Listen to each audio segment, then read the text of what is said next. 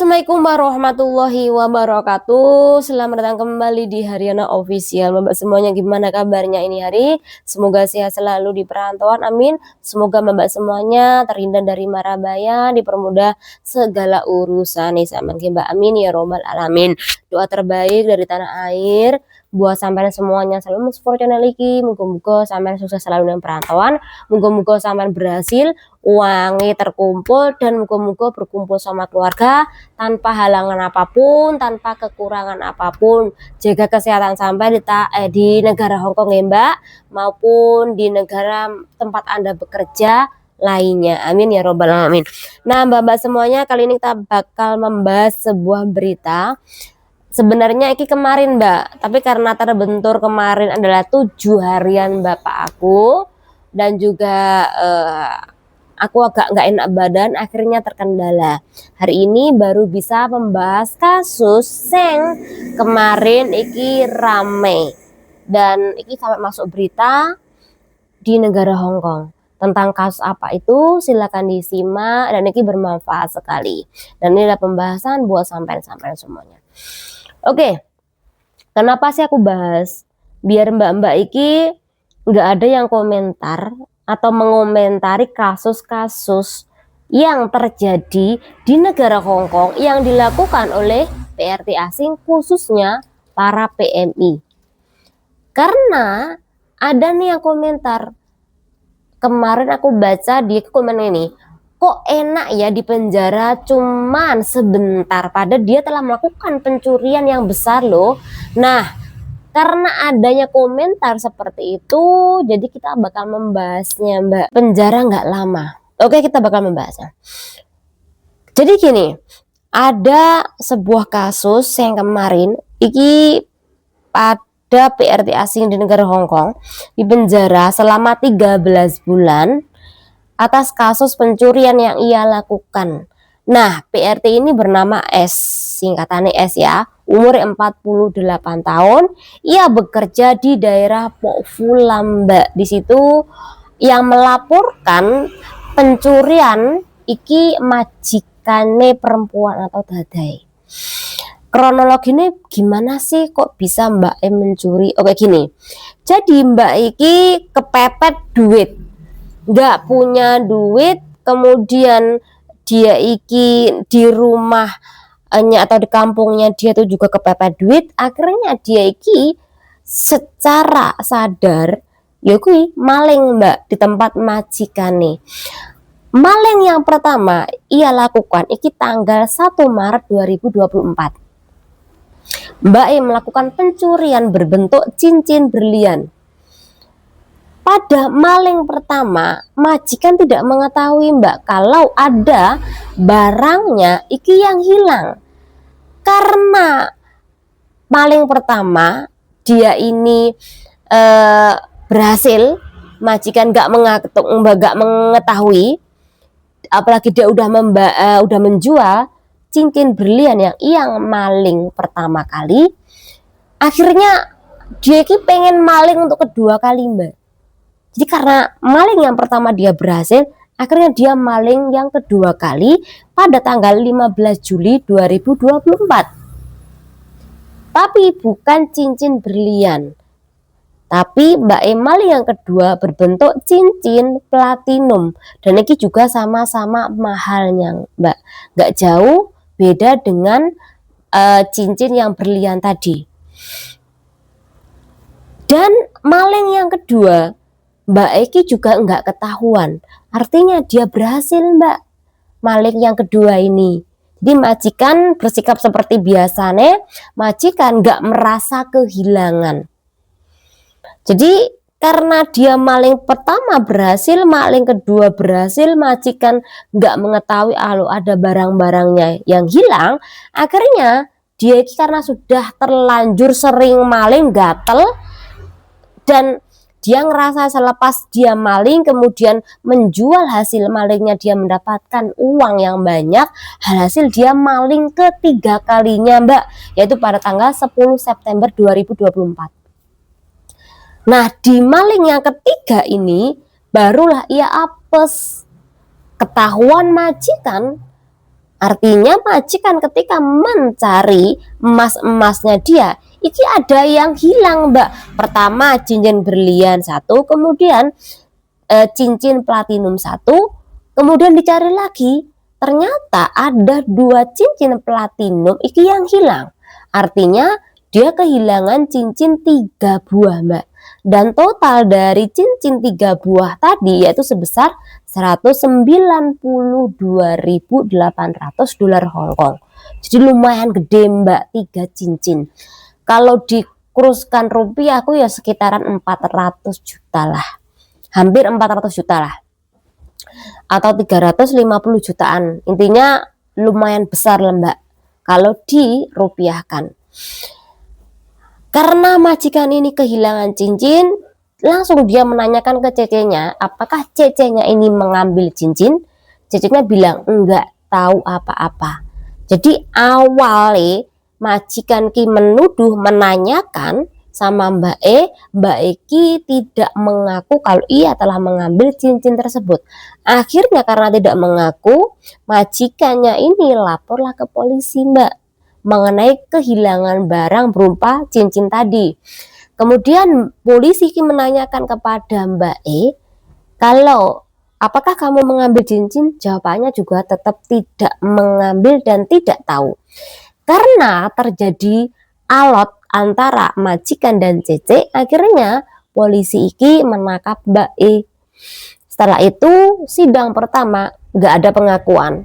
Kemudian barulah sidang kedua kemarin, Mbak Eki mengaku telah melakukan pencurian 3 buah cincin milik majikane, dan akhirnya keputusan hakim final memenjarakan Mbak Eki dengan penjara selama 13 bulan karena mencuri 3 cincin dengan total sebesar 192.800 dolar Hongkong.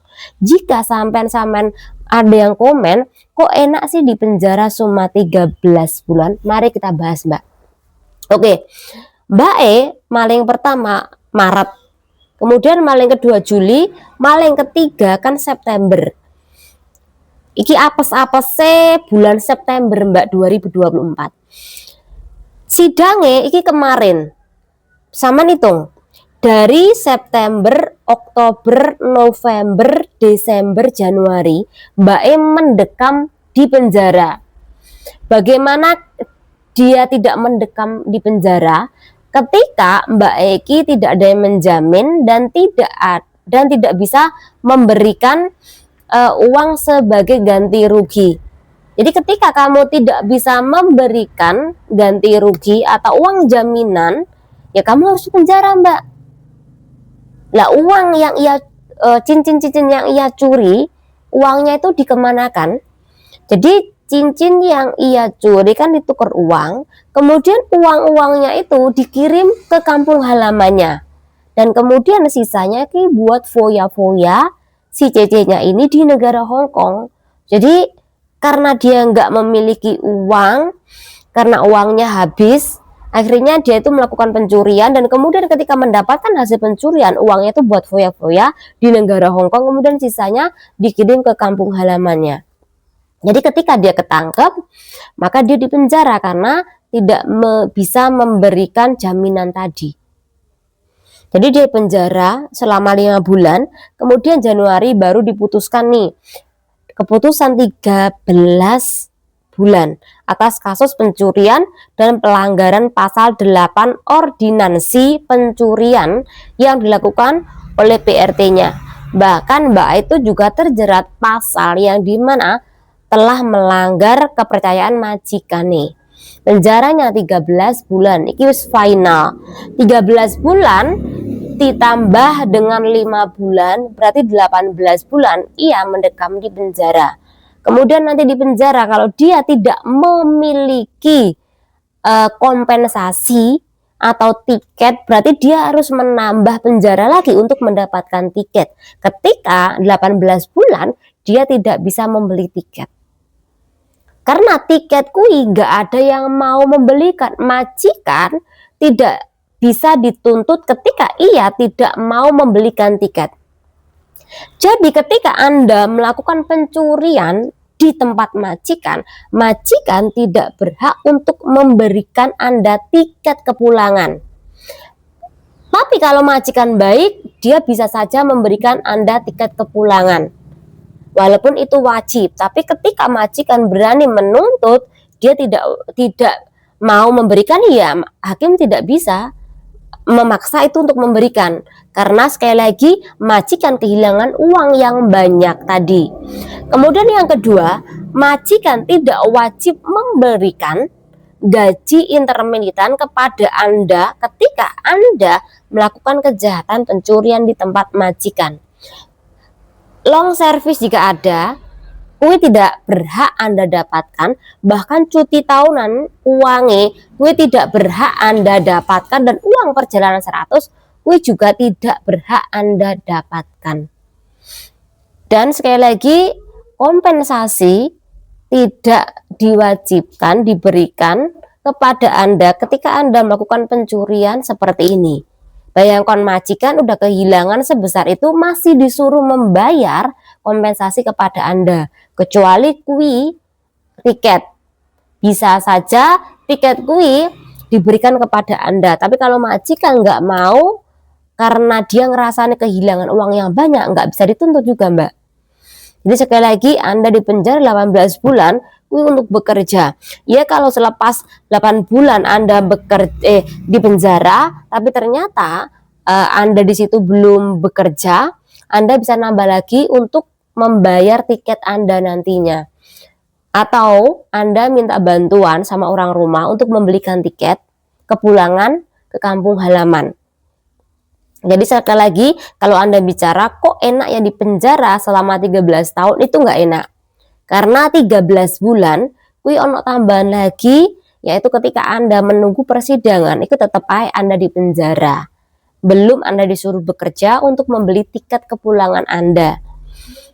Dan tentu Anda deportasi, nggak bisa lagi kerja ke negara Hong Kong. Kemudian kalau sudah seperti ini, Anda juga tidak bisa transit ke negara Hong Kong. Melakukan kejahatan di negara Hong Kong, secara otomatis Anda bakal deportasi. Kemudian Anda di backlist, dan ini di backlist selama-lamanya, Mbak. Yang paling parah, Anda transit saja itu tidak diperbolehkan. Bahkan ketika Anda ke Makau aja, kalau kasus seperti ini, belum tentu Anda dikasih izin ke sana.